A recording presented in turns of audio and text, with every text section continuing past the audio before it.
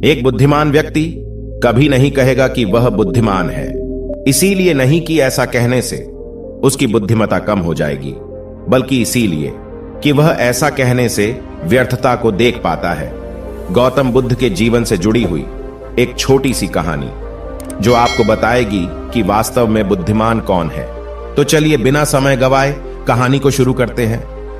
एक नगर में एक लड़का रहा करता था और उसका दिमाग बहुत तेज था और उसकी खासियत यह थी कि वह किसी भी चीज को बड़ी जल्दी और आसानी से सीख लेता था। जहां अन्य लोगों को किसी काम को सीखने में महीने या वर्ष लगते थे, वहीं पर इस लड़के को उसी काम को सीखने में कुछ दिन लगते थे।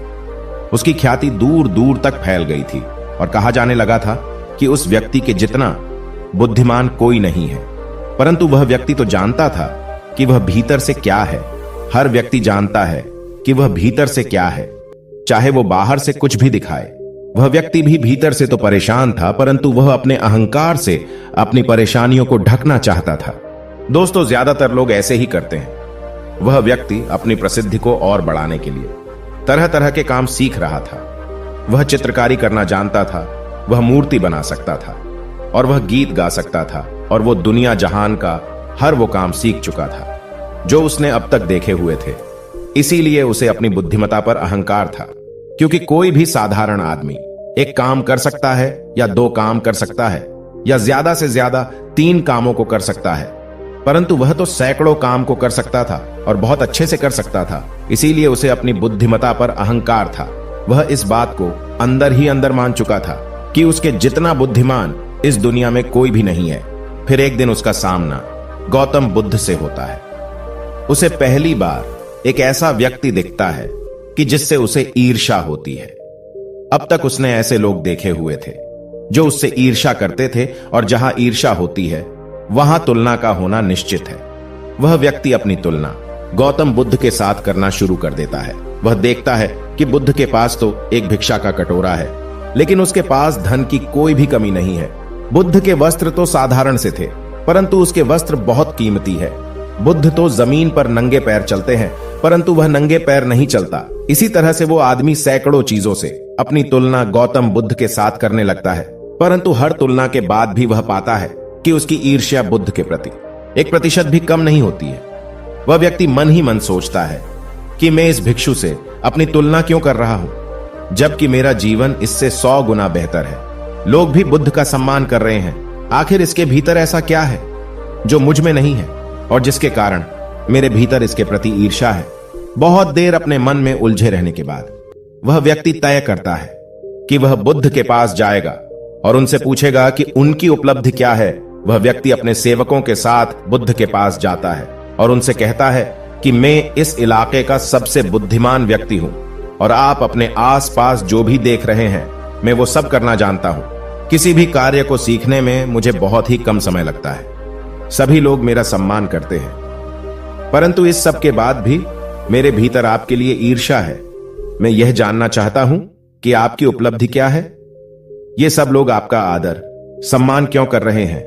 उसके बाद बुद्ध कहते हैं कि वैसे तो मेरी कोई उपलब्धि नहीं है, परंतु तुम कह सकते हो कि मेरी एक उपलब्धि है।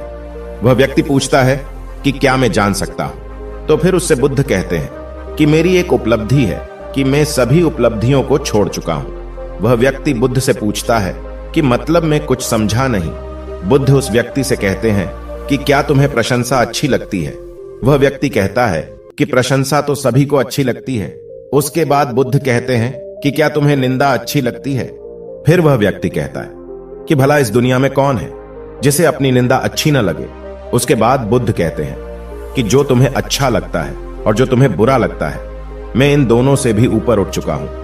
न मुझे निंदा सताती है और न ही मुझे अपनी प्रशंसा प्रसन्न करती है। बस यही अंतर है तुम में और मुझ में। फिर वह व्यक्ति बुद्ध से कहता है कि परंतु यह कैसे संभव है। बुद्ध मुस्कुराते हैं और उस व्यक्ति से कहते हैं कि तुमने सैकड़ों काम सीखे हैं, लेकिन एक सबसे जरूरी काम को सीखना तुम भूल गए हो। वह व्यक्ति बुद्ध से पूछता है कि कौन सा काम बुद्ध जो मैं सीख नहीं पाया हूं। फिर गौतम बुद्ध कहते हैं कि अपने मन को नियंत्रण करना क्या तुम्हें आता है। गौतम बुद्ध की वह बात सुन वह व्यक्ति समझ जाता है कि ईर्ष्या का यही कारण था उसके बाद गौतम बुद्ध कहते हैं कि जिस व्यक्ति ने सारा जगत को जीत लिया लेकिन अपने मन को नहीं जीता, उसने कुछ भी नहीं जीता। और जिसने अपने मन को जीता परंतु अपना सब कुछ गंवा दिया, फिर भी उसने सब कुछ जीत लिया। क्योंकि वास्तव में बुद्धिमान व्यक्ति वही है जो अपने मन का शासक है, वो नहीं जो अपने मन का गुलाम है। गौतम बुद्ध के इन शब्दों को सुन उस व्यक्ति का अहंकार टूट जाता है और वह व्यक्ति बुद्ध से कहता है कि क्या आप मुझे अपने मन को जितना सिखा सकते हैं? गौतम बुद्ध कहते हैं कि अवश्य सिखाएंगे, परंतु मैं तुम्हारी सभी उपलब्धियां छीन लूंगा। फिर उसके बाद वह व्यक्ति गौतम बुद्ध से कहता है कि मैं तैयार हूं गौतम बुद्ध। उसी दिन से वह व्यक्ति ध्यान करना शुरू कर देता है, क्योंकि ध्यान ही वह तरीका है जिससे आप अपने मन को अपने वश में कर सकते हैं। दोस्तों, इस कहानी से आपको क्या सीखने को मिला, हमें नीचे कमेंट बॉक्स में कमेंट करके जरूर बताएं। धन्यवाद।